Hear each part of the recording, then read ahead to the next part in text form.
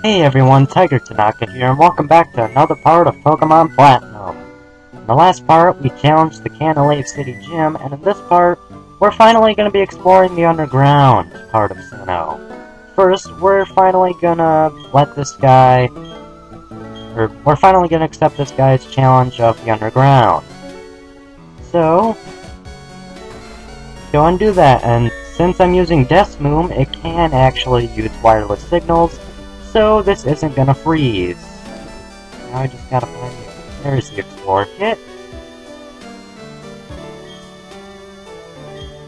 That's the one perk to using Desmoom over No Cash, is that I can finally show this off.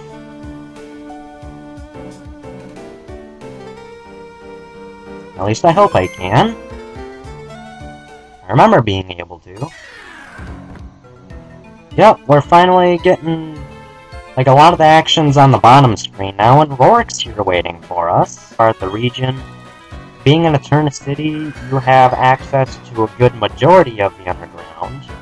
But anyway, if you go and touch the bottom screen, you get like a little other radar thing. You can see shiny parts of the wall, which will mean that you can dig there. Now there are 3 items here, and oh, this explains it already. Digging for treasures and spheres. I put a sledgehammer and a pickaxe in your Explorer Kit. Use them and you'll be able to touch walls to dig out all sorts of stuff. So basically, you can use the sledgehammer, it'll break open a lot of a wall in one blow, but it causes a lot of damage to the wall itself, which will make it so that it collapses faster. So what I like to do is get huge areas like that open, and then use the pickaxe to take out the smaller parts of it. And looks like there's something here. Spheres, as far as the underground goes, it's, use them to trade for other items you can use here, and now we'll see on the top screen there's a crap ton of places we can dig. You can also find fossils by doing this, but I believe that isn't... So, you're probably not going to find too much right now, but I can still show this off. And we need to do this for an event, quote-unquote event anyway, so... So yeah, for right now, I'm gonna go back up above ground, so we can tell that old man that we went underground. So let's see what he has for us. Oh yeah, there are traps here too, which, if you step on a trap, depending on, what happens, you have to struggle your way out of it. And if you talk to him again, he will give you another test. Which basically we just did with digging stuff, so will now give us one of each sphere. Prism, red, blue, green... No, just those. There are also green and, pale gems too. Anyway, there's another one. Another test. You can bury spheres, and over time they will get bigger, and spheres of different sizes have different values, of course, which will allow you to trade them for more rare items when you see people that offer you those things. Mostly get like traps and decorations, but first you need to set up a secret base, which is actually another one of the old man's tests, so yeah.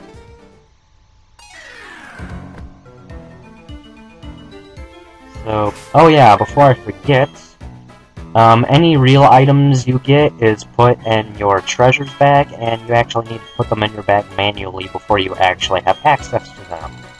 Almost forgot to mention that. Let's go ahead and bury this prism sphere, because prism spheres are actually kind of rare. And now we can go ahead and return to the surface. And now for our next test.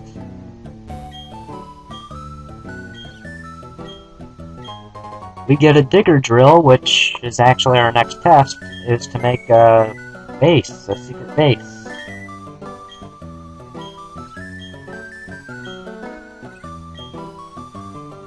Of course, I'm doing this mostly for demonstration, because there's a lot you can do with these things, but I'm just showing like the bare basics. So I'm pretty much just gonna put my secret base in the area closest to where I land, because I really don't feel like finding a discrete location for it, since I'm not going to be able to show this off in multiplayer.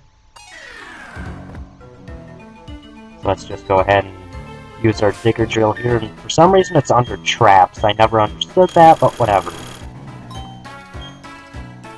You can make your secret base anywhere.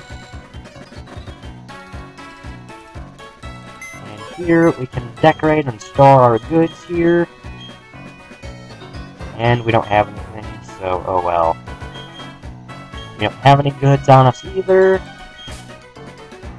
And flags, there's also a mini-game you can play, Capture the Flag, which is self-explanatory. You go into another person's secret base, steal their flag, and take it back to your base. So that's kind of what the purpose of the traps are. Some decorations, that works. We get a plain table, a wooden chair, small bookshelf, all that stuff. A veneer doll.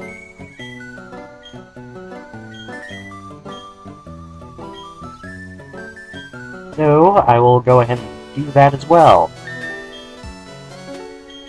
Kinda tedious, but some of you have been wanting me to show this off, and like I said, since you need to do the underground in order to catch a certain Pokemon anyway, I figured I might as well show it because I'll be showing how to catch that Pokemon too. So, here's our secret base. Close and decorate. You cannot have, or wireless signals won't be sent if you have, or if you're decorating stuff. So, go ahead and decorate with this plain table. Go ahead and put that here, I guess. Wooden chair next to the table, because that makes sense. Bookshelf over here. And we have to put dolls on... no, I guess that was only in 3rd gen. Huh. In 3rd gen, you had to put dolls and stuff on tables. Remember too much of the underground here? Anyway, now that we've decorated our secret base, that completes this old man's tests of the underground.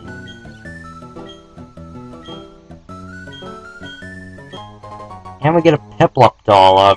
The doll he gives you depends on what starter you picked. He'll give you a doll that is the same as the starter you picked. So if you pick Turtwig, he'll give you a Turtwig doll, and etc. But anyway, I actually have a cheat code here that I'm going to activate really quick, so I'll see you guys in just a minute.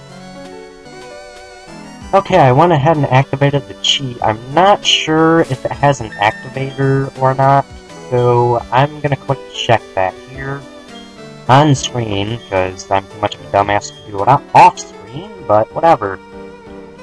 The code I'm trying to get to work here will make you have a platinum flag, which normally you would have to capture 100 flags in order to get that, but since I can't do this in multiplayer, this is the only way I'm going to be able to get a platinum flag.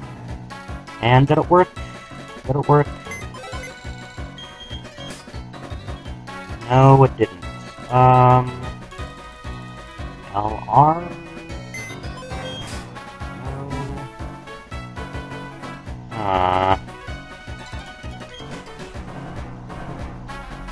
Well then. I guess while I'm thinking, I can go ahead and show off some of these traps then. Yes, I'll exit the secret base. Let's see, let's go ahead and put a trap down here. Let's go ahead and put a move trap. And self-explanatory, if you step on a move trap, it'll send you in the direction that arrow is in. I'm actually going to save state here because these two traps require you to blow into the microphone to escape. Or at least this one does, the leaf trap. But, yeah, I'm not sure how that's going to work with my microphone setup. So the bubble trap, you pop them by touching the screen and stuff. It's a lot easier to do on the real thing because you can just move your stylus from point to point.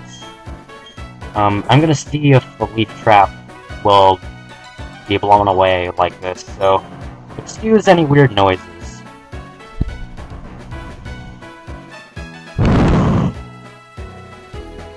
Wow, it actually worked. I'm not sure how that's going to turn up in the recording, so again, I apologize if that hurts your ears or anything, but anyway. I'm going to be right back and see if I can figure out what's going on with this Platinum Flag code, so I will see you guys in just a minute. Okay, so I got the code to work. It was mostly just, it was just the wrong code I was using, so I want to check flags. We have 100 flags obtained thanks to this code. I'll be posting the code in the description and the activator for it. So, now that we've gotten that out of the way, let's go and return to the surface.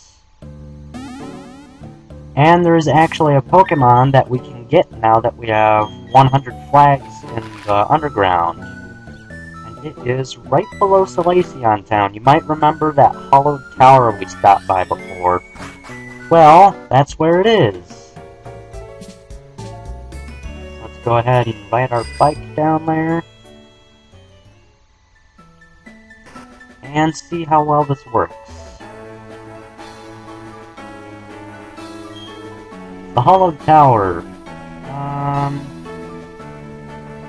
Excuse me, you're supposed to do something here. I guess I'll be right back again. Well, apparently, I had this all wrong. Apparently to trigger the Spiritomb event, it's not a Platinum Flag that's required. It's the fact that you need to have met 32 people in the underground in order to do this after you insert the odd keystone into the tower. So anyway, since I couldn't do that, I am using a code that allows me to face this Spiritomb without having to do any of that. So I will be posting that code into the description as well. So anyway, let's go ahead and do this.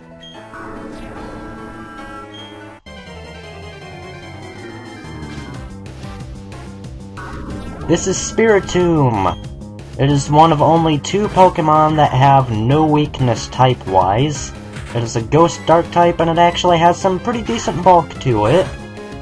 It's not that bad of a Pokemon to use. I mean, stats could be better, but they could be worse too. It's decent for stalling with its pressure ability, and it has Protect, and being a Ghost type can learn moves like Will-O-Wisp and other attacks that can stall pretty well. And with Ominous Wind, it just boosted all of its stats at the same time. Great!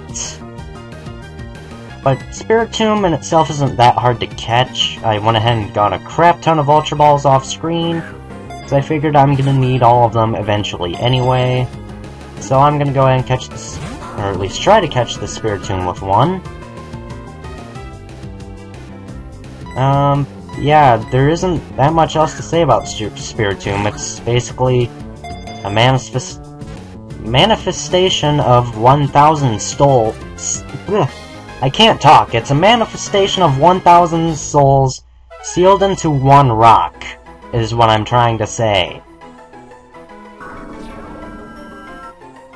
In the Platinum Pokédex entry, it doesn't say anything about it being souls, but basically, due to its mischief, 1,000 souls were banished into the Odd Keystone as punishment, and that manifestation became Spiritomb. So, that'll do it for this video. Next time on Pokemon Platinum, we will be going to Lake Valor and continuing with the story. See you guys then.